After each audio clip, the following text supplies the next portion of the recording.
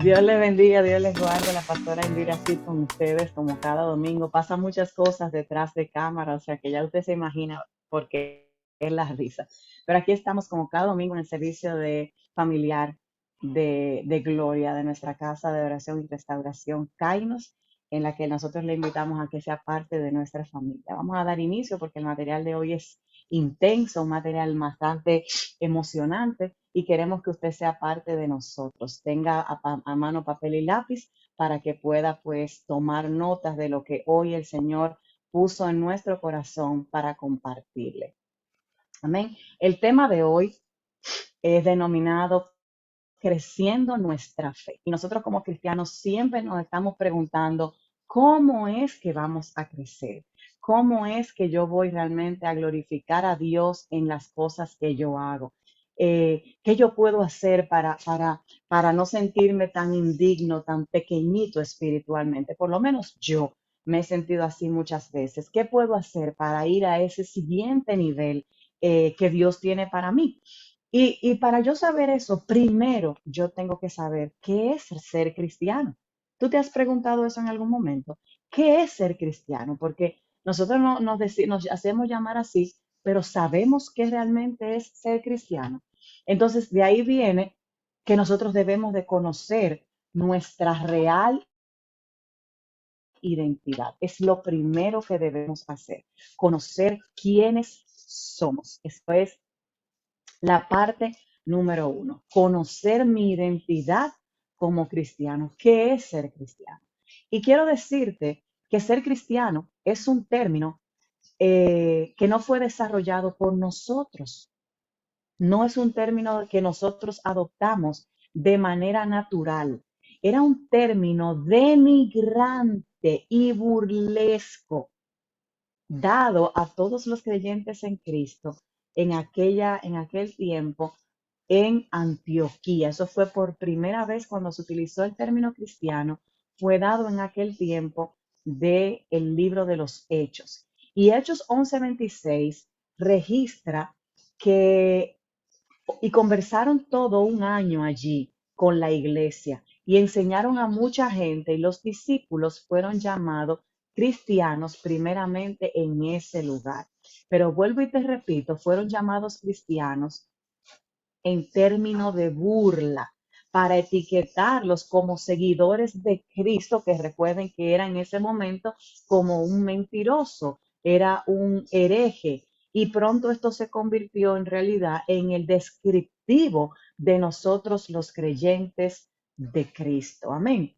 Entonces, después que ellos tuvieron todo ese tiempo formando a la gente que llegaron, ¿se acuerdan que hablamos de los 3,000 y todo eso? Pues a partir de ahí comenzaron a llamarse cristianos.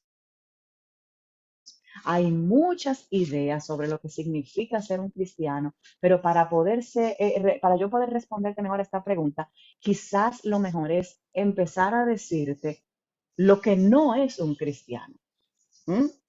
Lo que no es un cristiano. Y voy a quitar la diapositiva en este momento para explicarte mirándote a los ojos lo que no es un cristiano. Número uno, asistir a la iglesia no significa que tú eres cristiano. Muchas personas que asisten cada semana a su iglesia, quienes se saben las adoraciones, quienes participan, etcétera, piensan que con eso están cumpliendo y eso los hace cristianos. Incluso algunos de ellos pueden tener puestos de liderazgo en su iglesia. ¿Mm? Sin embargo, esto no es lo que los define a ellos como realmente cristianos. Algunos de ellos pueden vivir bajo la falsa impresión de ser cristianos. Leer la Biblia y estudiar la Biblia no significa que tú eres cristiano. Tanto la lectura como el estudio de la Biblia son muy útiles para cualquier cristiano. Sin embargo, si alguien lee y estudia la Biblia, no significa que este es un verdadero cristiano. Vemos el ejemplo de los fariseos, quienes eran muy estudiosos de las escrituras, eh, y eran personas, sin embargo, muy religiosas. Y Jesús, que se llama, ustedes saben que es Yeshua en hebreo, los criticaba fuertemente al grado de llamarlos hijos del diablo. Si nos vamos a Juan 8, 44, 45, en cualquier versión que tú quieras leer, dice, pues ustedes son hijos de su padre, el diablo, y les encanta hacer las cosas malvadas que él hace. Él ha sido asesino desde el principio y siempre ha odiado la verdad, porque en él no hay verdad. Cuando miente, actúa de acuerdo con su naturaleza, porque es mentiroso y el padre de la mentira. Por eso es natural que no me crean cuando yo les digo la verdad. Te voy a dejar esa reflexión para que tú sepas, cuando tú hablas mentira, cuando estás tergiversando cosas, tú no estás demostrando que eres hijo de Dios. Cuando tú andas con medias verdades, medias tintas, como dice la gente, ya tú sabes que tú no estás andando como un hijo de Dios. ¿Ok? Entonces, portarse bien tampoco te define como un cristiano. Una persona no es cristiana por el hecho de que se porte bien, ya sea que esto implique no tener adicciones como beber, fumar, consumir drogas, no decir groserías, no ser adúltero, entre otros comportamientos, que todos estos son buenos hábitos, por supuesto. Son algunas, son muchas las personas que se portan bien y sin embargo de cualquier forma van al mismo camino que las malas personas, o sea, hacia el infierno y simplemente no se dan cuenta. Un cristiano no es aquel que tiene un conocimiento intelectual de Dios. Un cristiano no es alguien que mantiene una determinada declaración de fe en base al conocimiento intelectual que puede tener de Dios. Esta persona puede estar confiando en su conocimiento teológico, haber hecho muchos cursos, haber ahondado en cantidad de talleres. Sin embargo, ese conocimiento, sin importar qué preciso sea, no hace que alguien sea cristiano.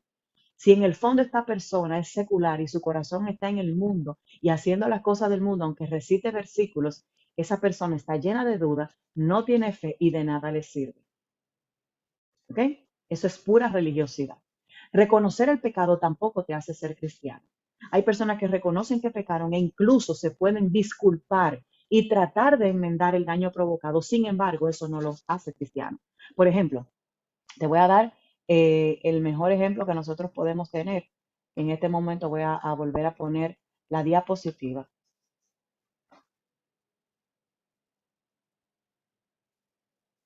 Por ejemplo, Judas, quien reconoció abiertamente su pecado de traición hacia Jesucristo y quien incluso acudió a los sacerdotes, todo eso fue en vano. Mateo 27:3-5 dice, cuando Judas, quien lo había traicionado, se dio cuenta de que habían condenado a muerte a Jesús, se llenó de remordimiento. Así que devolvió las 30 piezas de plata a los principales sacerdotes y a los ancianos. He pecado, declaró, porque traicioné a un hombre inocente. ¿Qué nos importa?, le contestaron. Ese es tu problema. Entonces Judas tiró las monedas de plata en el templo, salió y se ahorcó. Y voy a hacer el silencio porque yo quiero que tú pienses en las veces que tú has traicionado tus valores, los mandamientos del Padre, lealtades y relaciones por algún tipo de conveniencia. ¿Estás siendo Judas en algún área?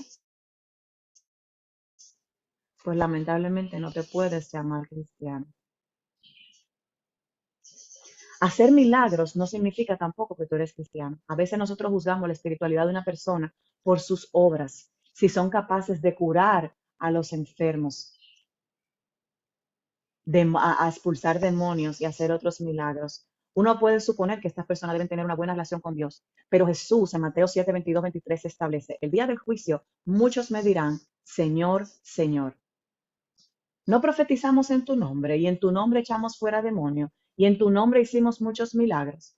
Y entonces les declararé, nunca os conocí, apartaos de mí, hacedores de maldad. Qué bueno que usted sepa que aunque usted diga ser cristiano, sus dones están ahí, sus talentos están ahí, Dios no revoca los dones, usted puede utilizarlos, pero no para su gloria, sino no para la gloria de Él, sino incluso para la gloria suya o hasta para comercializar esos dones. Por lo tanto, el que usted tenga dones activos no quiere decir que usted sea cristiano.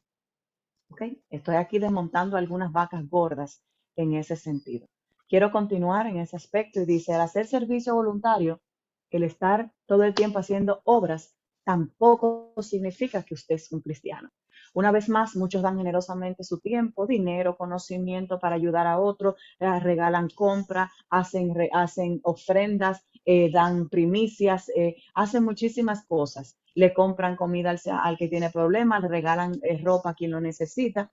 Y es cierto que nosotros los cristianos, cuando estamos enfrente de orfanatos, de fundaciones, de escuelas, cualquier otro grupo de personas, nos destacamos. Sin embargo, eso no es lo que hace un cristiano, ¿ok? Eso no es lo que dice que tú eres cristiano. Por ejemplo, Herodes, quien estuvo a cargo de un ambicioso proyecto de construcción y expansión del segundo templo, un segundo templo de Dios en Jerusalén. Y al mismo tiempo también era un terrible asesino, involucrado en la matanza de inocentes e incluso miembros de su propia familia. Te ilustro en ese sentido para que puedas ir conmigo bíblicamente hablando, como me encanta poner el fundamento, y no vayan a malinterpretar. ¿Ok? Mateo 2:16 dice, Herodes entonces, cuando se vio burlado por los magos, se enojó mucho y mandó matar a todos los niños menores de 2 años que habían en Belén y en todos sus alrededores, conforme al tiempo que había averiguado de los magos. ¿Ok? De 2 años o menos. Entonces, gran parte del problema de los escenarios que yo acabo de describir es que todos por naturaleza pensamos como piensa el mundo. O sea, el sistema, cuando se habla de secular es todo lo que lo que va en contra de Dios, lo que va opuesto a lo que Dios te dice. Porque nosotros simplemente nacemos y pertenecemos al mundo, ¿verdad? No hemos desarrollado una verdadera visión cristiana del mundo. Nacimos experimentando una realidad distorsionada, que es lo opuesto a a la realidad que Dios nos revela. Y la única forma de nosotros dejar de pertenecer a ese mundo es cuando dejamos de formar parte de él, cuando nos volvemos verdaderos cristianos. Y entonces vamos a ver qué dice Jesús al respecto. Juan 15:19 establece, si fueres del mundo, el mundo amaría lo suyo, pero porque no sois del mundo, antes yo os elegí del mundo, por eso el mundo os aborrece. Por otro lado, también es muy problemático cuando la persona sigue perteneciendo al mundo y observemos cómo la Biblia siempre ve esto como algo negativo e ilustrativo. Nos vamos ahí entonces a Apocalipsis 13, no voy a poner el versículo aquí, Apocalipsis 13:8 dice, y adoraron a la bestia todos los que pertenecen a este mundo, aquellos cuyos nombres no estaban escritos en el libro de la vida. Usted puede haber hecho cualquier compromiso, su salvación es gratis, su salvación no le cuesta a usted, pero si usted siguió los pasos del mundo, asegúrese que su nombre no está escrito en el libro de la vida. Así que procure ponerse a cuenta con Dios. Si usted ha seguido dándole, ¿cómo se llama? Dándole todo al mundo y haciendo todo lo que el mundo quiere que usted haga y pareciéndose cada vez más a las corrientes del mundo, procure arrepentirse y tener comunión con Dios. Entonces solamente hay dos opciones. Tú tienes que ser constantemente reconocido como alguien que va contra la cultura, contra las tradiciones. Que todo el mundo en tu casa, en tu familia hace esto, procura tú estar haciendo lo opuesto. Me refiero en el sentido de lo que Dios te habla. Que tú seas uno que está nadando contra la corriente, pero no por llevar la contraria, sino porque si otro está haciendo lo malo, tú estás haciendo lo opuesto. No importa en el ambiente en el que Dios te puso, tú puedes hacer la diferencia. Estás llamado a hacer la diferencia. Entonces, hay dos opciones, pertenecer a Dios o pertenecer al mundo. Los que pertenecen a Cristo establece, nosotros estamos llamados, como te dije, a pertenecer, no solamente a crecer. Los que pertenecen a Cristo han crucificado la carne con sus pasiones y sus concupiscencias. Te repito, si tú perteneces a Cristo, se supone que tú has decidido crucificar tus deseos personales, tus intereses personales y todo lo que tu carne quiere. Por lo tanto, quienes siguen perteneciendo al mundo y no son verdaderos cristianos van a tener varios comportamientos de lo que yo te acabo de describir. Entonces, en esencia, un cristiano es un discípulo de Jesucristo y está en proceso de ser conformado a su forma, de ser según sus enseñanzas. Los cristianos utilizan el ejemplo de Jesús como ejemplo perfecto, como modelo para crecer siendo como Él. Los verdaderos cristianos debemos ser un ejemplo para el mundo porque la palabra establece que nosotros en Mateo 5, 14, 16, ustedes son la luz del mundo como una ciudad en lo alto de una colina que no puede esconderse. Nadie enciende una lámpara y luego la pone debajo de una canasta. En cambio, la coloca en un lugar alto donde ilumina a todos los que están en la casa. De la misma manera, dejen que sus buenas acciones brillen a la vista de todos para que todos alaben a su Padre Celestial. ¿Qué cantidad de luz estás tú irradiando? ¿Cuánta gente puede decir que por lo que tú haces, por lo que tú vives, tú eres cristiano? No por lo que tú dices, porque nosotros hablamos mucho disparate, es por lo que tú haces, por la forma en la que te manejas. ¿Cuánta gente sabe de Cristo porque tu luz está irradiándoles, está aclarándoles el camino? El proceso de volver a nacer, o lo que se llama nacer en el Espíritu, inicia cuando una persona acepta a Jesús como Señor y Salvador. Ahí comenzó tu proceso y el mío. A partir de ahí, Dios, a través del Espíritu Santo, empieza a trabajar en nuestra vida. Busca como objetivo final el reino de Dios. Juan 3:5 establece: te digo la verdad, nadie puede entrar en el reino de Dios si no nace de agua, que es el bautismo, y del Espíritu. El bautismo de agua y el bautismo de fuego a través del Espíritu Santo. Esta es la primera condición para alguien que quiere realmente servir al Señor. Esta es su publicación donde admite: yo sirvo a Cristo, porque debajo del agua se queda todo lo que fuiste, y cuando sales del agua, entonces el verdadero tú, el que Dios quiere trabajar, comienza a nacer. El segundo punto es cuando produces fruto. Tú demuestras que tú eres realmente discípulo de Dios. Juan 15:8 establece: en esto es glorificado mi Padre, en que lleve fruto y que seáis mis discípulos. Ser discípulo quiere decir que yo estoy caminando como Cristo camina y que soy un eterno aprendiz. Entonces, como cristiano, ya tú entiendes lo que es ser cristiano, pero ahora yo te explico que tu fe se basa en creer tres cosas. Número uno, que Cristo murió por ti. Hebreos 2:9 establece que en su bondad quiso que Jesús experimentara la muerte para el bien de todos nosotros.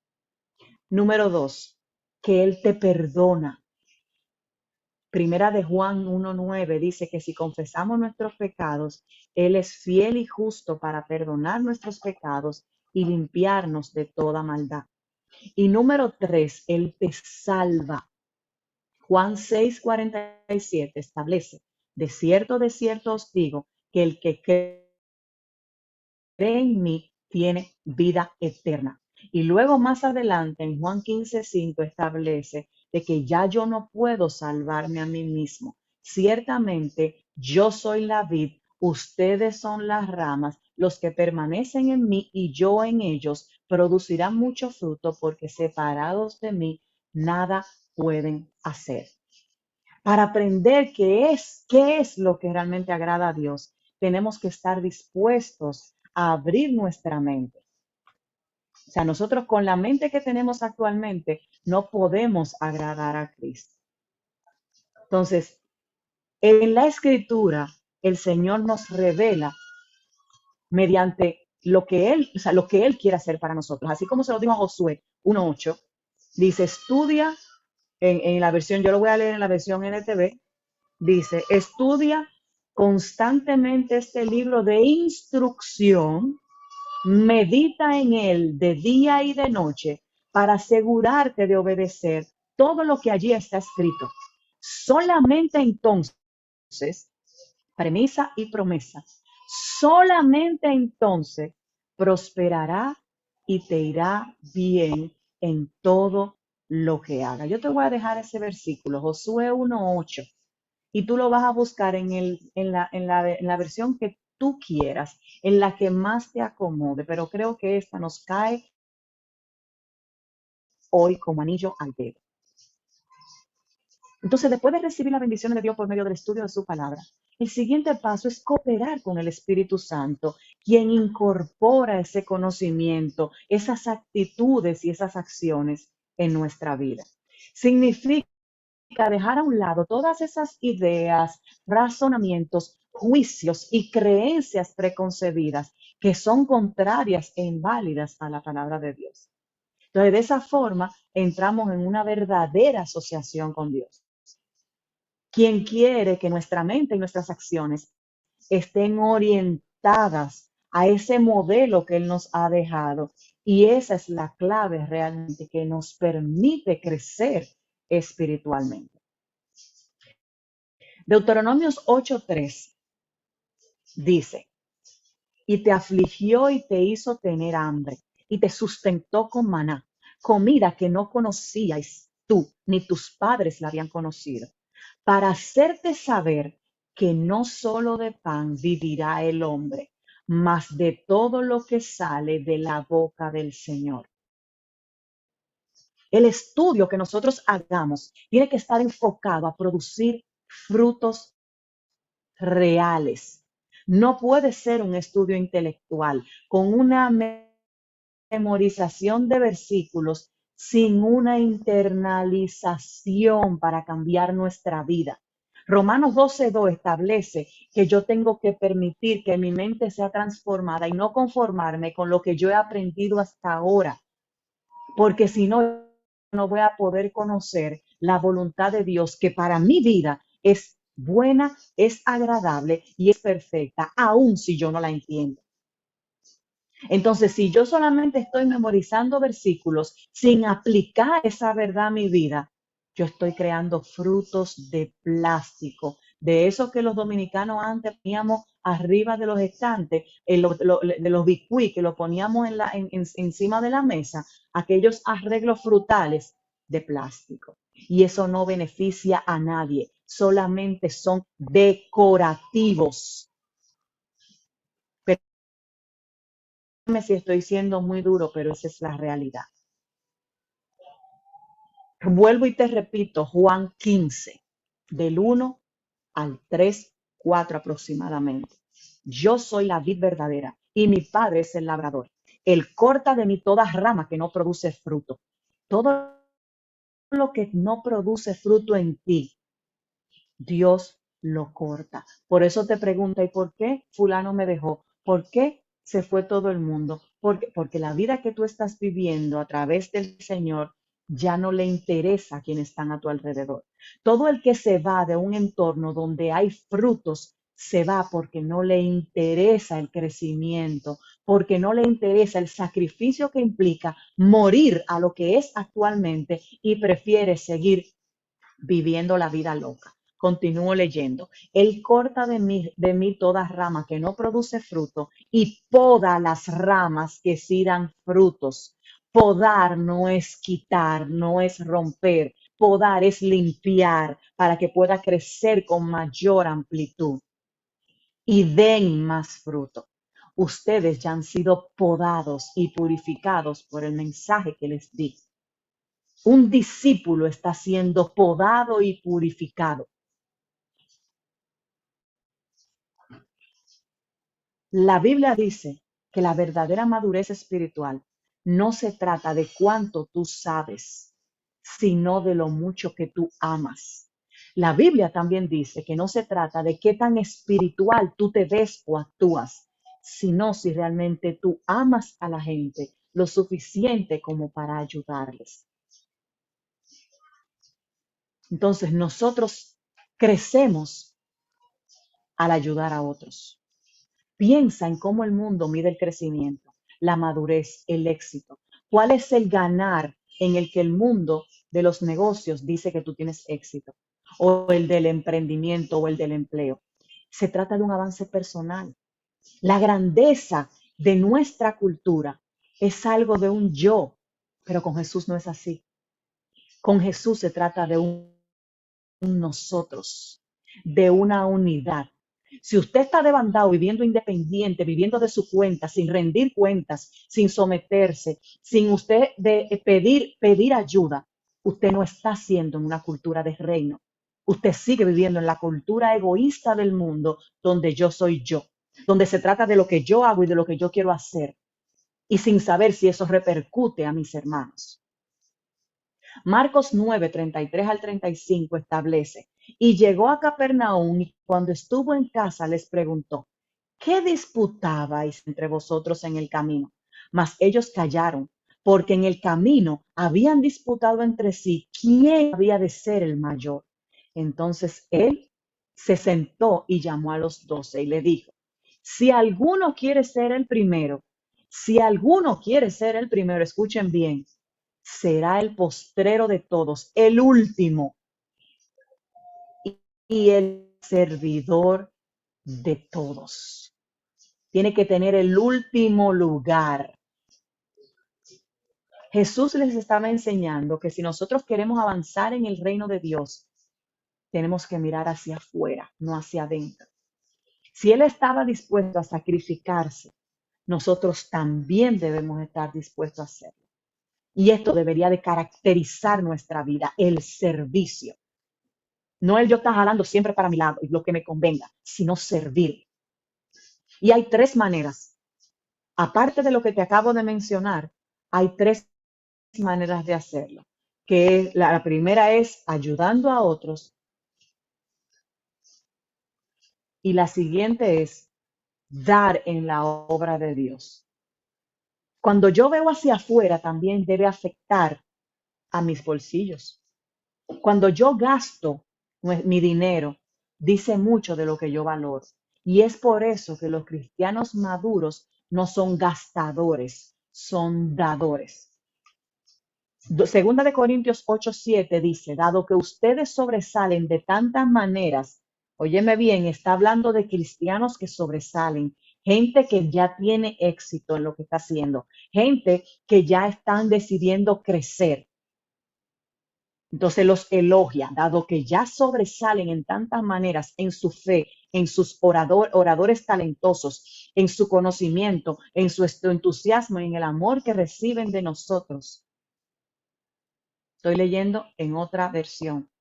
Quiero que también sobresalgan en el acto bondadoso de ofrendar, de brindar, de dar, de servir.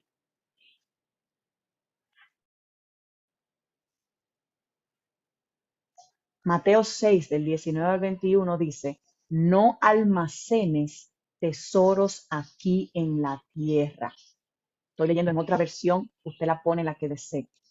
Donde las polillas se comen y el óxido los destruye, y donde los ladrones entran y roban. Almacena tus tesoros en el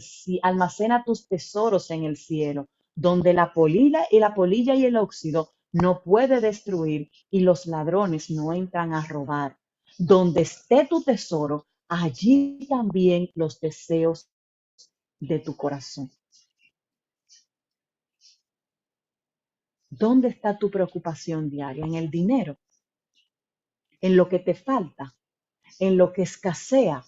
Cuando abres la nevera y la despensa y no está como tú quisieras. Cuando estás con problemas de no pagar las facturas por alguna consecuencia de desorden y de desobediencia a Dios. Entonces tiene que comenzar a cambiar la mirada. Porque quiere decir que tus tesoros están en la tierra, no en el cielo. Tercera forma, la mejor manera de crecer es discipulando a otros. Es ayudar a la gente a buscar de Dios. Cada cristiano está llamado a hacerlo. No solamente los pastores, no solamente los evangelistas, todos están llamados a hacerlo. Jesús los llamó pescadores. Ustedes recuerden lo que establece, lo que como le dijo a Pedro, que él se llamara pescador de hombre. Pero en Mateo 28, del 18 al 19, dice, Jesús se acercó y dijo a sus discípulos, se me ha dado toda autoridad en el cielo y en la tierra, por tanto, vayan y hagan discípulos a las naciones. La mejor manera de tú crecer es haciendo discípulos. Pero pastora, ¿por qué? Porque es que yo no sé tanto como para yo comenzar a discipular a otros. Yo no sé tanto como para salir a hablar de Dios. Claro que sí, claro que sí. ¿Y sabes por qué vas a crecer haciendo discípulos? Porque eso te va a provocar el obedecer la palabra para ser modelo de alguien más. Eso te va a provocar contener los deseos de la carne porque el otro te está mirando. Eso va a demandar en ti un estándar más alto porque otra persona está viendo tus pasos. Por eso tienes que hacer discípulos. Entonces, ¿en qué se basa realmente el crecimiento verdadero espiritual de un cristiano? Simplemente en la medida en que yo comienzo a glorificar a Dios. Nosotros tenemos que comprometernos en glorificar a Dios con el fin de continuar creciendo. Pero la historia del hombre ha mostrado que no puede crecer porque se niega a glorificar a Dios. El crecimiento espiritual va en descenso, no en ascenso. El hombre se ha inventado sistemas idólatras en donde adora a hombres como dioses, animales, entes imaginarios, como le decía ayer a la gente en la conferencia, divinidades, el universo, y quiere ponerle miles de nombres y no lo llama por su nombre. Y eso los lleva a abandonar por completo el concepto de glorificar a Dios, como bien lo dice el apóstol Pablo, mi primo hermano, por si usted no lo sabía, él y yo somos primo hermano, no somos primo segundo y tercero, somos primo hermano. Y en Romanos 1:23 él establece, y en lugar de adorar al Dios inmortal y glorioso, rindieron culto a ídolos que ellos mismos se hicieron con forma de simples mortales, aves, de animales de cuatro patas y reptiles. ¿Usted se acuerda con la semana pasada que hablamos de Baal y hablamos de Alcera? Eso pasaba. Comenzaron a buscar otras diversiones. Dos versículos anteriores a este del 23, quiere decir el 21, dice, Él demuestra tristemente el resultado de nuestra condenación al negarnos a crecer espiritualmente, glorificando a Dios. Y Romanos 21:21 dice, es cierto, ellos conocieron a Dios, pero no quisieron adorarlo como Dios ni darle gracias. En cambio, comenzaron a inventar ideas necias sobre Dios. Como resultado, la mente se le quedó en oscuridad y confusión. Guarde Romanos 1:21, por favor. Guárdelo. Si usted se encuentra confundido, en tinieblas, siente que todo está como con una gran nube, aquí es donde usted se encuentra. Usted se olvidó de adorar a Dios. Usted se olvidó de tener un corazón agradecido. Usted comenzó a inventar ideas necias por otro lado. Usted comenzó a dudar de Dios. Igualito que a lo largo de la historia, Dios nos ha mostrado a nosotros en la Biblia que una y otra vez su deseo ha sido para nosotros los hombres que nosotros veamos su gloria y revertir lo que Adán y Eva hicieron por el pecado original. Ellos habitaban en la presencia de Dios, gozaban de la gloria de Dios. Y recuérdense que en Génesis 3:24 nos dice que ellos fueron expulsados de ese lugar, siendo esa la mayor tragedia para la humanidad al dejar de disfrutar de la gloria de Dios. Entonces, vamos a pasar ahora a conocer los niveles de crecimiento y de madurez espiritual. Y quiero que tomen atención y que usted se haga un examen para saber a dónde usted se encuentra. Usted puede allantarme a mí, allantar a su familia, allantar todo lo que usted quiera, pero a Dios usted no lo puede allantar. Por lo tanto, esa evaluación le toca a usted hacérsela. Dios no está buscando habilidad en ti. Dios está buscando tu disponibilidad. Que cuando Él te requiere, cuando se te requiere, tú estés disponible, no que vivas poniendo excusas. La parte número 1 es, y voy a comenzar por por desde el tercero en adelante, para que podamos avanzar. Y luego entonces me comprometo, son 5 niveles, pero yo hoy te voy a dar los 3 desde el centro hacia el final para que tú te puedas ubicar. Vamos a evaluar primero a tecnón o tequión, como lo tienen ahí del tercero hacia del medio hacia la derecha. La palabra en griego es teknion, que significa niño o discípulo pequeño, para describir a las personas nuevas en la fe, que apenas conocen a Dios. Como infante espiritual se da cuenta de que Jesús es el Hijo de Dios y no mucho más. Ellos no conocen muy bien las escrituras, no entienden lo que es verdad y lo que no es, y fácilmente pueden ser víctimas de las malas enseñanzas. Todo esto yo se lo estoy desarrollando en base a Primera de Juan 2, ¿ok? Primera de Juan 2, 2:12. Y el Primera de Juan 2:12 dice, les escribo a ustedes que son hijos de Dios porque sus pecados han sido perdonados por medio de Jesús. ¿Ok? Me voy más adelante donde dice, les escribo a ustedes que son hijos de Dios porque conocen al Padre. Ese es el segundo nivel, que son los jóvenes en la fe. El segundo nivel de madurez muestra que estos cristianos han vencido al maligno y que sus falsas religiones, porque la palabra de Dios vive en sus corazones. Considere que un niño pequeño no tiene la palabra de Dios fuertemente asimilada. Los infantes, que es el nivel anterior que vimos, solo conocen conceptos básicos. Pero un joven espiritual conoce la palabra de Dios y ya no es víctima de las falsas doctrinas. Ya no se deja llevar por cualquier falso profeta, por cualquier prediquita que conoce, que encuentra por aquí, cualquier live que encuentra por ahí, no le llena la cabeza. Les escribo a ustedes, los que son jóvenes en la fe, porque han ganado la batalla contra el maligno. ¿Ok? Y por último, los maduros en la fe, la palabra en griego es pater, que significa padre, que muestra la progresión en esa analogía de la madurez de infante, joven y por último padre. Es el mayor nivel de crecimiento espiritual. El conocimiento va de saber que usted pertenece a la familia de Dios. Y después de conocer la palabra de Dios, y ahora como padre, al conocer a Dios íntimamente. Los maduros en la fe van de conocer a la Biblia a conocer al Dios detrás de la Biblia. Y esto está registrado en Primera de Juan 2:13. Les escribo a ustedes, los que son maduros en la fe, porque conocen a Cristo, quien existe desde el principio. Entonces, como hemos visto, el crecimiento espiritual progresa de saber que uno es un cristiano a conocer la palabra de Dios hasta saber de Dios en toda su plenitud. Y la siguiente parte de esta serie, como les prometí, que vamos a tener una descripción de los 5 niveles,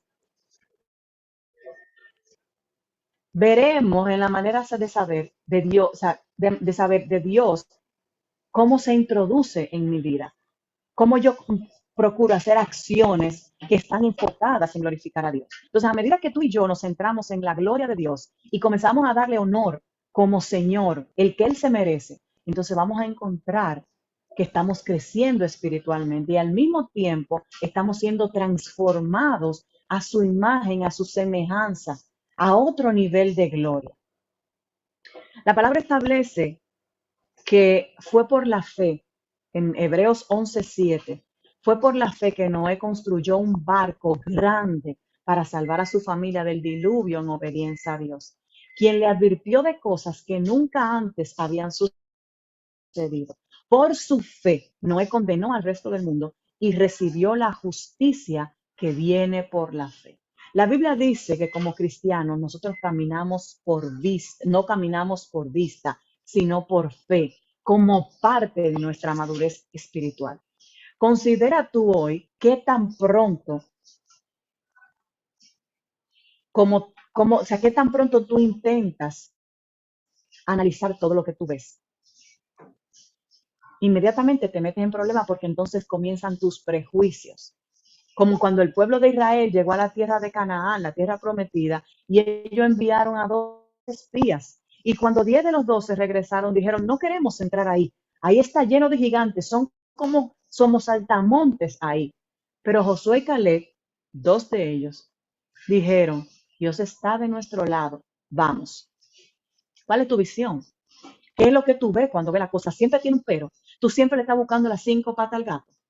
¿Cuál es la visión que tienes? Tú has permitido a Dios cambiar tu entendimiento. Has permitido que Él transforme tu mente para dejar de ver lo que todo el mundo ve, para dejar de estar buscando siempre una justificación para no hacer lo que Dios te manda hacer.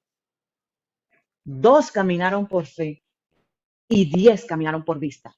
10 deshonraron a Dios. 10 desobedecieron a Dios.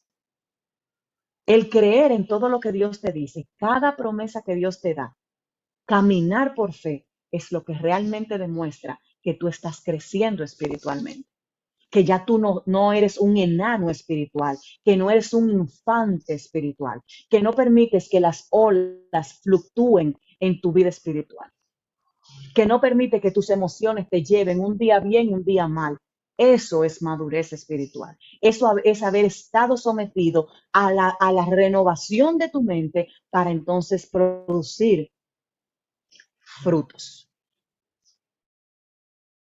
que es la forma en la que yo realmente glorifico a Dios. Juan 5:8, 15:8, perdón, dice, Jesucristo está hablando de cómo, como hablamos ahorita, Él es la vid y nosotros somos la rama y Dios es el labrador. En otras palabras, nosotros somos un organismo espiritual con Él. Un organismo son cosas que dependen la una de la otra. Y a medida que el flujo de su vida pasa en nosotros, entonces produce fruto. No fruto del que yo le dije ahorita, del plástico que se pone, que usted compra en Tatú o en Villa Consuelo. Fruto de verdad. Entonces, esta fecundidad glorifica a Dios porque permite que el poder de Dios sea productivo en nuestra vida. Cuando yo doy fruto, no solamente para mí, yo estoy bendiciendo a otros a mi lado. Juan 15:8 establece que cuando yo produzco fruto, dice, cuando producen mucho fruto, demuestran que son mis verdaderos discípulos. Y eso le da mucha gloria a mi Padre. Anótelo, Juan 15:8. Si usted no está dando fruto, entonces tú no eres un verdadero discípulo. Si tú estás infértil, si tú estás seco, seca, si tú estás completamente infértil, estás, ¿qué puedo decir? Sin evidencias de trazos de lo que Dios está haciendo en tu vida, según lo que tú te haces llamar cristiano, entonces tú no eres un discípulo y no estás glorificando al Padre. Entonces, como creyente, el crecimiento espiritual es el proceso de producción de frutos. Eso es lo que te hace un cristiano. Dios nos permite a nosotros producir más de lo que nuestra carne puede hacer, más de lo que el mundo puede hacer. Pero, ¿qué son los frutos? Filipenses 1:11 me dice a mí, mi primo el apóstol Pablo, dice, llenos de frutos de justicia que vienen por medio de Jesucristo para gloria y alabanza de Dios. Los frutos de justicia se producen cada vez que usted y yo estamos haciendo lo correcto, que estamos actuando de forma honrada, justa y virtuosa. Cuando visiblemente yo estoy haciendo lo correcto, no es que nada más escondido, yo estoy haciendo en evidencia y eso glorifica a Dios. En Mateo 5:16 Jesús dijo que las buenas obras glorifican a nuestro Padre que está en los cielos. De la misma manera, dejen que sus buenas obras brillen a la vista de todos para que todos alaben a su Padre Celestial. No es que tú salgas a cacarear lo que haces, es que se vea por sí solo. Jesús está diciendo que el fruto de nuestra vida es la manifestación de Dios porque si no es así, entonces Dios no es visible. Esa luz de la que yo te hablo ahorita, que se supone que tú debes de ser, eso es Dios en tu vida y a través de tu vida. Si nadie puede ver a Dios en ti a través de ti, discúlpame, pero estás en infertilidad. ¿Ok? Y es precisamente lo que el apóstol Pablo nos dice en 2 de Tesalonicenses 11, que necesitamos de la ayuda de Dios en todo momento para producir frutos y ser dignos de pertenecer a su familia. En otra palabra, nuestro Señor quiere que se manifieste en ti y en mí su bondad y su gracia, haciendo que su actitud y su comportamiento, o sea, nuestra actitud y nuestro comportamiento cambie y que pueda influenciar a otras personas a mi alrededor. Eso es una fecundidad que glorifica a Dios. Entonces, hay dos tipos de fruto registrados en la Biblia. El primero es el fruto de acción, que entre ellos se encuentra ganar alma para Cristo, ya lo hemos hablado, el acto de dar y expresar gracias a Dios y realizar buenas obras. Ya eso fue lo que nosotros describimos como ser un cristiano. Pero hay otro fruto que es el fruto de la actitud, donde no hay acción en lo absoluto, y es explicado por Pablo, que lo enumera en Gálatas 5:22. Nosotros hemos hablado de eso. Dice Gálatas 5:22, en cambio, la clase de fruto que el Espíritu Santo produce en nuestra vida, que tiene que ver con tu carácter, es amor, alegría, paz, paciencia, gentileza, bondad y fidelidad. ¿Te lo conoces? Ya nosotros lo hemos hablado. Entonces, por un lado, se tiene el fruto de acción, por otro lado, se tiene el fruto de la actitud. Si usted tiene el fruto de la acción sin el de la actitud, todo lo que usted hace es considerado legalismo, como aquellos que estaban en aquella época, ¿se acuerda? Que sabían muchas cosas, pero al final lo que hacían era divorciado de lo que tenía la palabra. Entonces hay muchas personas que solo hacen fruto de acción, nada más es para que lo vean, pero en el carácter no tienen nada, no han hecho nada. Lo hacen por deber, lo hacen por obligación, incluso por miedo. Es superficial, tal como lo hacían los fariseos. Decirle a la gente acerca de Jesús con la actitud equivocada o con disgusto es estar haciendo la acción correcta, pero con la actitud incorrecta. Los frutos de actitud van a producir frutos de acción. Y es eso, como tú decir a la gente, hablarle de Jesús a la gente y tú por otro lado haciendo lo que te da la gana. Hablarle a la gente de que tiene que arrepentirse, de que tiene que venir a Jesús, de que tienen que escuchar la palabra, y tú los domingos en la mañana, bien, gracias. O el día del servicio. Bien, gracias, bien lejos de lo que la actitud correcta. Los frutos de actitud producen acción.